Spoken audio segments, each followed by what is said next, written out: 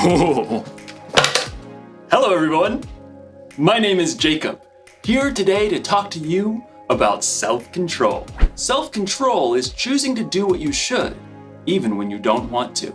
It's very important to have control. I have a controller for just about everything, in fact. Like this stereo.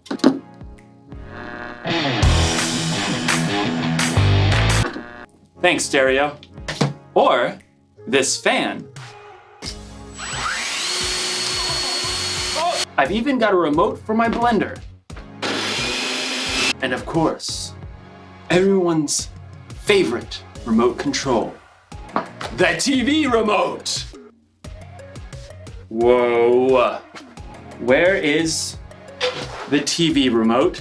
This is its spot. This is its home. It's where it lives. Where are you, little TV remote? TV remote! TV, TV, TV, TV. No, little guy, where are you? TV! This makes me so mad.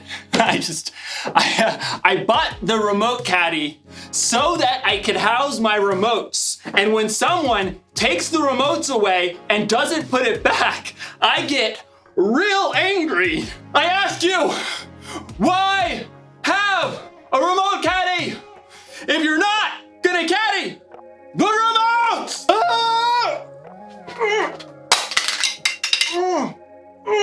What's going on?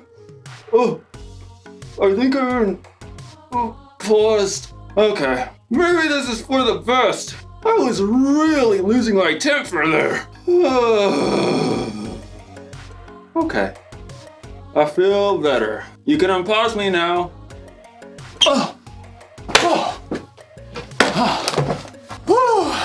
That was a close one. Anger can really take over if you let it. In today's story, we'll hear about a guy named David who had every reason to be angry. Let's hope it doesn't control him. Oh, I wonder what this controls.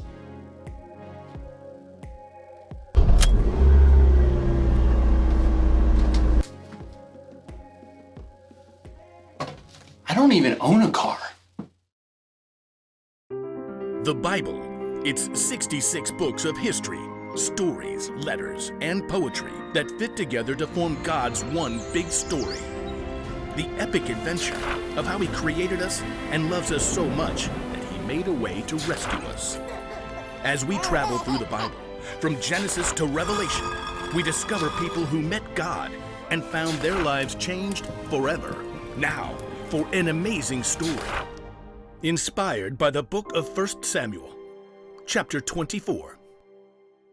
David had been chosen by God as Israel's next king, but for a while, Saul was still king. David served King Saul and won many battles for him. The people loved David. Hey David, you're so fine, you blow our money, David! Hey David! Saul, however, was deeply jealous of David. In fact, he even tried to kill him. David escaped into the wilderness, where around 400 men came to join him. People who were in trouble or owed money. A merry band of misfits. But Saul still saw David as a threat. When he heard that David and his men were camped in the desert of Maon, Saul took soldiers to chase after him. They're right behind us, David.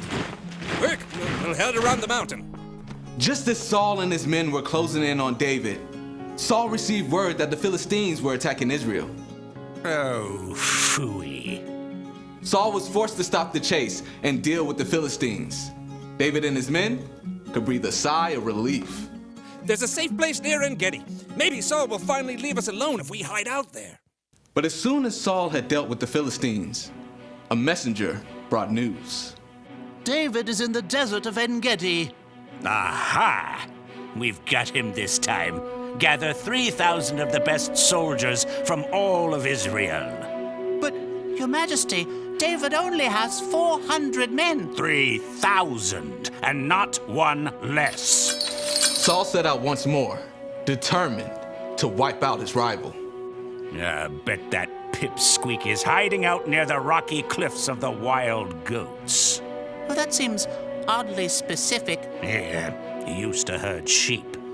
In fact, David and his men have been staying near some sheep pens not far from the cliffs. Saul, headed this way. He's got 3,000 soldiers. Again? Why can't he leave us alone? We can take him on. I'm worth 10 of his soldiers. David could feel his anger boiling, but he took a deep breath. No, we won't fight them now. And we won't have a choice in about 6 minutes. The caves! I want everyone inside! Stat! David and his men hurried into a nearby cave that cut deep inside the cliffs. All the way to the back! They're here. Outside, near the sheep pens, Saul had called a halt. Take a break, men. At that moment, Saul found himself in need of a royal outhouse. I require a royal outhouse. I believe there's a cave over there, Your Majesty. I suppose it'll do. Saul entered the cave.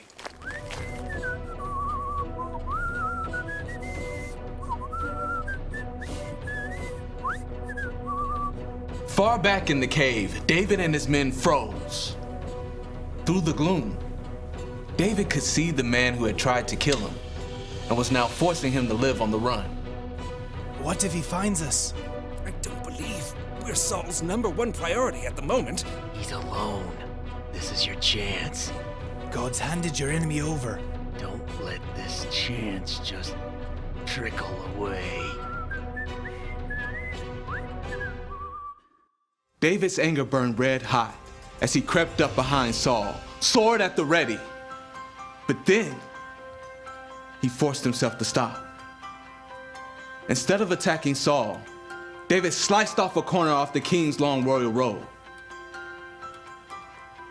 Saul left the cave with no idea that David was still inside. Time to move out, men. This is the day we take out that whippersnapper David. But at that moment, David emerged from the cave and cried out. King Saul! David? David bowed low to the ground. Why do you listen when men say David is trying to harm you? This day you have seen with your own eyes how the Lord handed you over to me in the cave. Some of my men begged me to kill you, but I didn't. I said, he is the Lord's anointed king. Saul could only stare in shock as David held the piece of fabric he cut from Saul's robe. Look at this. I cut off the corner of your robe, but I did not kill you. Yet you are hunting me down to kill me. May the Lord show that I'm not guilty of doing anything wrong. May he save me from you. The truth cut Saul to the heart and began to weep. Oh, you are a better person than I am. You have treated me well, but I've treated you badly. May the Lord reward you. I know for sure that you will be king. Now, promise me that you won't kill my family or wipe out my name from my family line.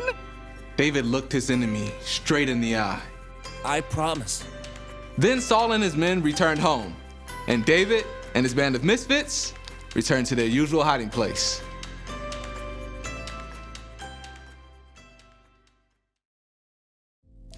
David was angry at King Saul, and he probably should have been. King Saul was trying to kill David. But even in his anger, David didn't lose control. He paused and thought and didn't let his anger take over. You don't need a remote control for yourself to know how to pause. You can do that on your own. If you're angry because someone borrowed something they weren't supposed to, or someone said something that really hurt your feelings, you could just fly off the handle. Or you can pause, count to 3 or 10 or 100 if you have to, and think about how you're going to respond. Remember, you can pause in real life, but what you can't do is rewind. Once you've said or done something in anger, it's out there. You can never take it back. Not saying you shouldn't ever get angry.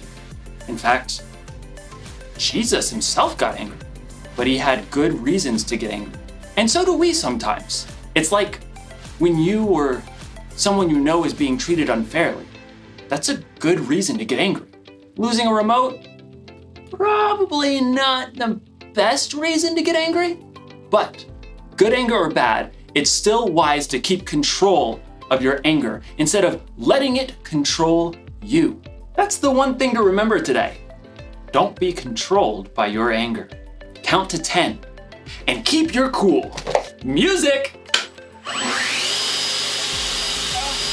Okay.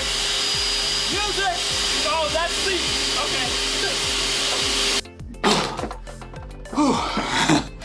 I gotta get a universal remote. I'll see you next time.